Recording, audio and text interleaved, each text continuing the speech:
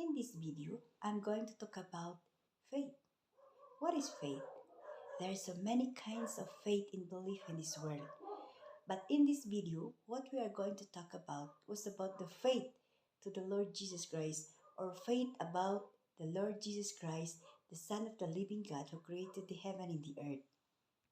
This faith could be obtained through hearing or through listening the word of God.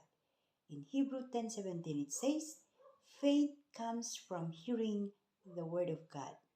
And in Hebrew 11:6 it says also, but without faith we cannot please God, or it is impossible to please God, because who comes to God must believe that God is God, and the rewarder of those who diligently seek Him.